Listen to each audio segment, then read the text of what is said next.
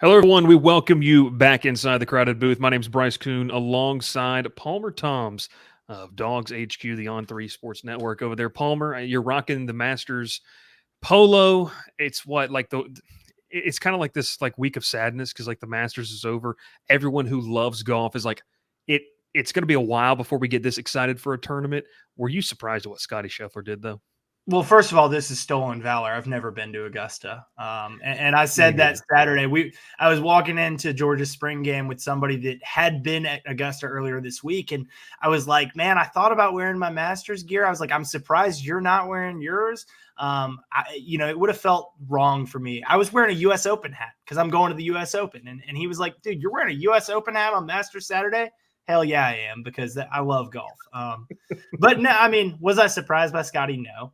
Scotty is Ridiculous. incredible right now. It's Scotty's world, and we're just living in it. And the Friday and Saturday winds conditions just kind of brought everybody together. And then we saw, what really happens. Augusta back nine, the way that those guys, played out. But that's not what we're here to discuss. We'll do that another time. Another time. And unfortunately, we didn't get to do a master show. I was in the middle of moving, and I still am in the middle of moving, and a lot of fun stuff going on. But hey, it was, like you mentioned, spring game for Georgia. What is it? Almost half the programs across college football now have wrapped up their spring games, maybe a little under. There's going to be a bunch more this upcoming weekend. But Georgia gets theirs out of the way on Masters weekend, Palmer. Let's kind of dive in because I was able to watch a little bit of it. I was at the LSU spring game, obviously. First off, I just want to give props to Georgia fans. Going to another program in the SEC and going to a spring game outside of Georgia and Alabama, it's not much fanfare. And it's kind of crazy when you kind of see what Georgia and Alabama do. And I guess Ole Miss to a certain extent as well with that spring performance they put on this past weekend. But Yeah, if we want to call that a game, they played games. they played games. I don't think Joey Chestnut's going to be showing up in Athens anytime soon. As long as Kirby Smart's there. I don't know. We'll see. But talking spring game, let's start with the defense. Man, just kind of reading the social media reviews, reading what you guys had, kind of the takeaways. Ralph talked about this, and you and I were kind of joking before. He was spot on in his analysis of what kind of happened this past weekend. We talked on Monday night about this, and we said we're going to talk with you. The speed of this defense, it's ridiculous. And it's a combination of size and speed, Palmer, that I think when you go on social media, when you go into the message boards, it has Georgia fans super excited about what they could see on the fall from a 2024 unit that you kind of mentioned. I don't know if it's going to be as good as some of those units they had in the past, but it might be still as good, but just different. Yeah, I mean, we've got folks on our message board saying this group could be as good as 2021, which was such a generational defense. And look, I do not think that this is going to be Georgia's 2021 defense all over again. That group was that special, with 4 first-round defensive linemen, three guys in the inside linebacker room that went in the first 3 rounds that year. Outside linebackers, corners, and safeties and stars. There were guys that transferred out and ended up being, good, solid college football players because they couldn't get on the field at Georgia with that defense. It was that stinking good. Do I think Georgia's defense this year can be really, really, really good? I do. And it is that speed that you talked about, just looking at the way that they played on Saturday. Georgia's offense is good. We know Georgia's offense is good because they were good last year. They've got all the pieces. They've kind of stolen the headlines this spring. Georgia's defense more than held their own on Saturday. And so, to look at that and kind of see, hey, this offense only put up 10 points in the first half. This offense only put up 20 points total. Like, this offense is going to put up a lot of points this year. And I know it was very vanilla. It was a very vanilla game plan. And it's not your traditional offense, but the fact that this defense with 2 of their top 3 players out with Malachi Starks and Smile Munden sidelined, with the holes that they've got in the secondary trying to replace, this spring they were replacing 4 starters with Malachi out. They're replacing 3 guys that are off to the NFL. You've got turnover at all sorts of levels. This defense looked the part. And the fact that they did that says a lot about what they can do in 2024. Yeah, I mean, it's just, a mix of some super exciting young talent and then just some veteran guys. Like Ralph joked when we were looking at a couple clips, Nazir Stackhouse feels like he's been in Athens for 6 or 7 years at this point. But how big is, and it kind of felt like this too, Palmer, just a little bit. Georgia had primed themselves on veteran interior talent on that defensive line. It had just been a ridiculous run. It's going to be hard for anyone to kind of duplicate and replicate what they were able to do. But how much does Stackhouse and a couple of those guys, just the continuity, it's something that Kirby Smart preaches a lot. How is that going to help kind of that front seven as a whole to really improve upon what they were able to do last year? And I'd throw Warren Brinson in there, right, with Nazir Stackhouse. It just makes those guys that would have to be stepping up into their spots, it makes them backups, and it builds that depth. And it means that you're not counting on the freshmen that you would be, maybe in that second line. If the second line guys were having to be first line guys, say because Nazir Stackhouse and Warren Brinson are there, you can have Kristen Miller and Jordan Hall, two very talented players, a former Ohio State commit, a former 5-star. Those guys are able to be your second string.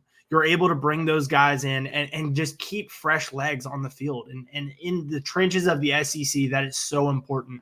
So those guys, and then you bump it out. That's the interior of the defensive line. You bump it out to the edge, and you've got Mykel Williams potentially playing defensive end, potentially playing outside linebacker. If he's at defensive end, you've got really good group at outside linebacker with Chaz Chambliss, that's a veteran guy.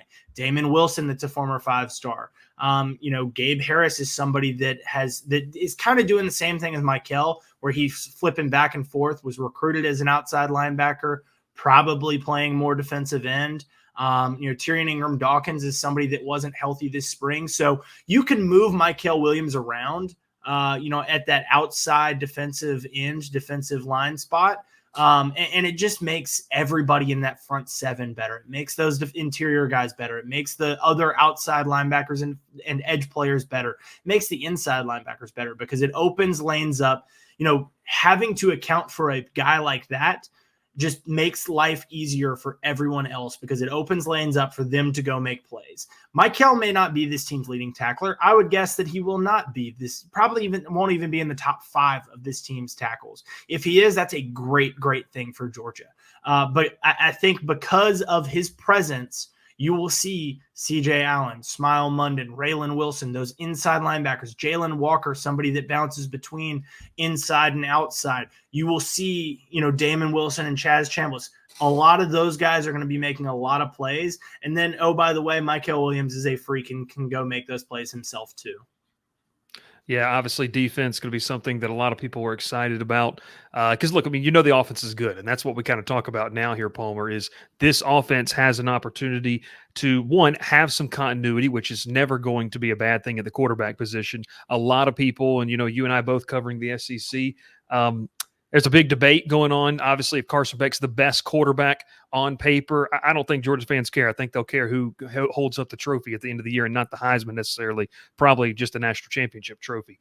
Let's talk offense, though, because for the casual fan, and I've seen this on social media, what fan base dominates this channel. It's, well, they lost this, they lost that. I was telling people in our live show on Monday night, one, he still has weapons. Brock Bowers is not there. The man's about to hear his name called, in the first round here in a couple of weeks. But a couple standouts just for me, and then I'll let you go into it. It really does feel like that this wide receiver room, which I remember talking with you maybe a year or two ago, is like, okay, they've really got to get some continuity in that room as well. We've used that word a lot, but Dominic Lovett has been a guy that, had a nice little spring game and apparently a nice little spring as well. But Colby Young as well, big-bodied receiver. We played the clip of that touchdown catch that he had where I know a lot of Georgia fans were likening that to A.J. Green-esque of what he did in the end zone. Your thoughts on Carson Beck's weapons? We know what Beck is, but what does he have at his disposal, both at wide receiver, tight end, and the running back room? It is the deepest group of wide receivers and probably pass catchers in general, but definitely deepest group of wide receivers that Georgia has had in quite some time. And I'm going to pat myself on the back a little bit in the fact that I decided to buy stock in Colby Young, this offseason, and people are looking at the 3 transfers at wide receiver and the 5 guys that they've added on offense. and saying, hey, who's going to be the biggest impact guy? And I think Colby Young can be that, and he certainly showed that. He's not going to be Georgia's biggest yardage guy. He probably might not even be the biggest reception guy, but he might have the most impact plays because of the way that he can go grab the ball in contested spaces. He's listed at 6'3". Miami had him listed at 6'5", and I think he's a lot closer to that 6'5" than he is 6'3". He certainly plays that way.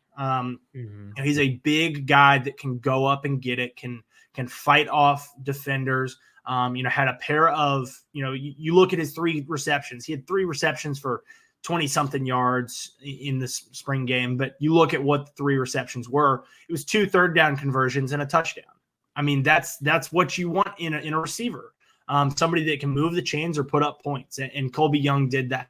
I definitely agree with you with Dominic Lovett and the fact that they bring back him and Thombs for another year of, we'll use that word again, continuity, just the way that they are able to continue to get comfortable in this offense with the second year after transferring. We talked to Lovett earlier this spring, and it's a lot that's put on those transfer receivers. They've got a lot of pressure on them to A, perform, but B, also to just pick things up quickly. He said that he and would spend time together, and coming in from Mississippi State, Lovett coming in from Missouri, the two of them would spend time together earlier that spring and just flip through the plays. And they got the whole playbook, and there were 100 plays. And he said, we would go, by 4s. And if you didn't get a full set of 4, the formation and what you're doing and whatnot, we'd start it over. And, so I can only imagine that there were some long nights between those two trying to learn that playbook. But so getting those guys back, getting Dylan Bell back and fighting off probably some stiff competition for a player like that may not be Georgia's number 1 go-to guy, but is going to be a big-time contributor. And then, doing that and bringing in, oh, by the way, Arian Smith is still around and still super fast and can make plays if he can stay on the field. Anthony Evans is somebody that Georgia fans are excited about. To bring those guys and combine them with the group that they've added out of the transfer portal: Colby Young, London Humphreys, Michael Jackson III, Ben Urasek at tight end, Trevor Etienne at running back.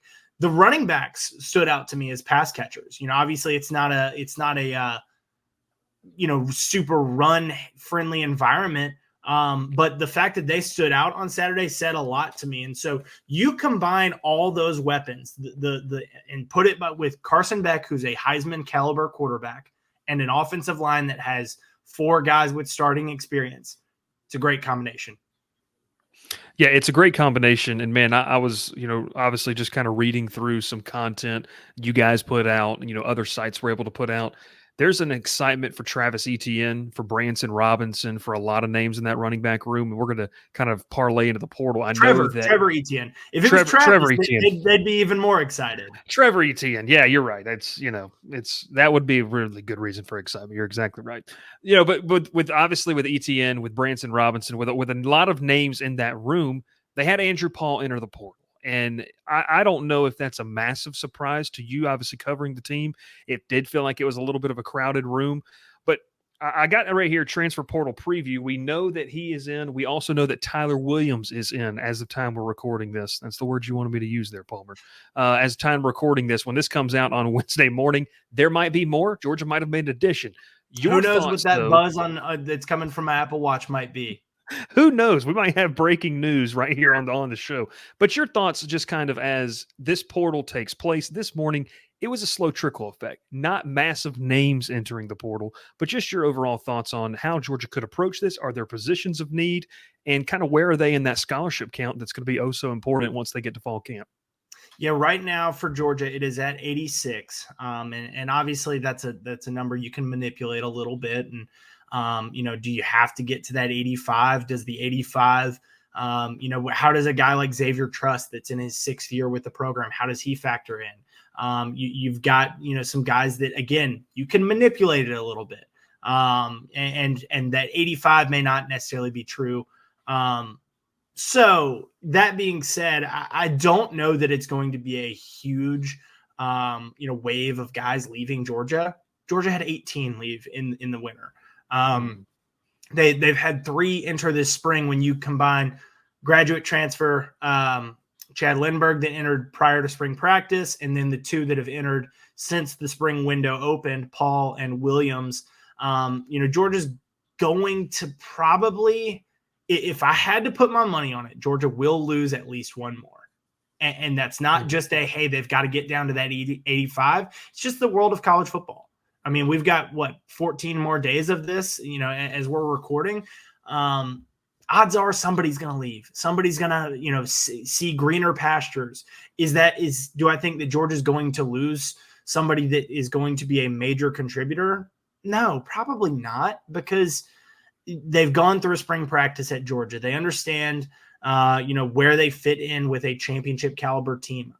I would say, if you're somebody that is going to fit in and be a major contributor to this team, you're probably not leaving. Now, Bear Alexander would have been a major contributor for Georgia last year and left this time last year. So, could it happen? Absolutely. Again, that's the world of college football that we live in. But I don't think it's going to be a massive wave of people. I think the fact that you can't transfer SEC to SEC certainly, plays a part in that. If you're going to, want to play at another SEC school, you go ahead and enter in December.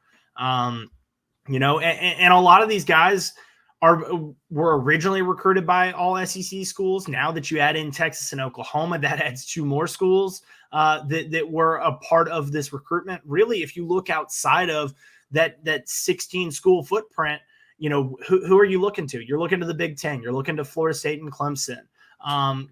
Miami's another program that's recruited really well.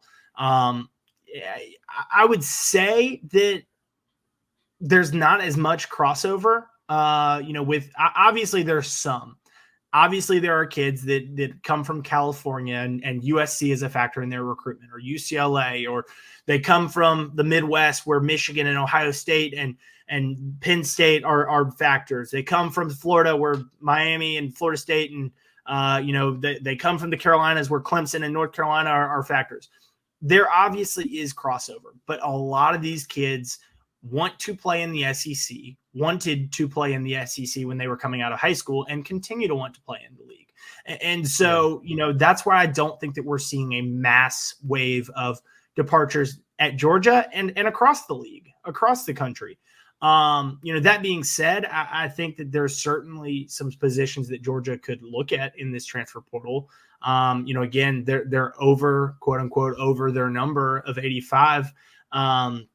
So they might have to lose 1 or 2 to add to it.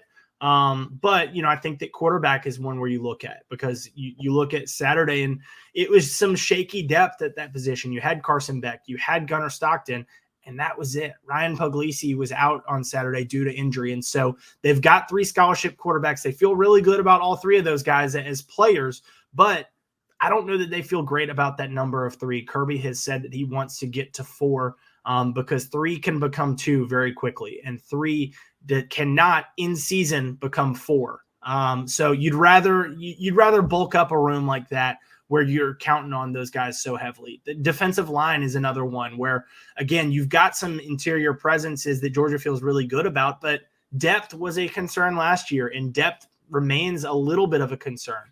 They did sign a big class of defensive linemen, but those guys are freshmen. Some of them aren't on campus yet. And so you don't necessarily want to be counting on those guys if you have the option to go out and count on somebody that's a more veteran, more experienced option. Again, it's with both those positions and running back and defensive back, those are the positions I would look at for Georgia. That they've been linked to a couple offensive linemen. They've been linked to a wide receiver. Do I think that those are positions of need? No. Do I think that if the right guy at any of these positions entered, Georgia would take a look? Yes. If I had to circle 2 positions, one on each side of the ball that Georgia's most likely to go looking for and most likely to try to add to, it would be quarterback and it would be interior defensive line. Yeah, and that defensive line, especially the interior, Palmer, we're already hearing just from obviously LSU is really desperately looking there as well. Texas that market. Yes, exactly. I mean, there's a lot of schools, a lot of these big schools that are, that's what championships are built on. Play in the interior. Auburn's looking for one. And the reason that a lot of these schools are looking is because they don't come around that often. Yeah. No, exactly. It's kind of the white whale. I mean, really, when you look at these type of positions, they don't grow on trees. That's why I always say, like, if you can, and Georgia's done a good job of this, if you can develop offensive line and defensive line within, you can find mostly everything else in the portal. But keeping those it's a guys lot and of the developing reasons, within is crazy. and it's a lot of the reason why you look at Georgia's class and they signed 6 offensive linemen and 6 defensive linemen. I mean, it's almost a shotgun approach of, hey, we're going to just throw it out there. And if 2 of these guys hit, then we feel good about our defensive line for the next few years. You know, maybe those 2 are instant impact, and maybe these 2 are guys that are going to develop and stick around for 4 or 5 years. You know, maybe they need a redshirt year, but they can help down the road. That's why you see the big numbers for Georgia. Yes, the skill players are so important, but programs, championship caliber programs, Kirby said it from day one. He's going to emphasize the offensive and defensive lines, those trenches. That's where championships are won.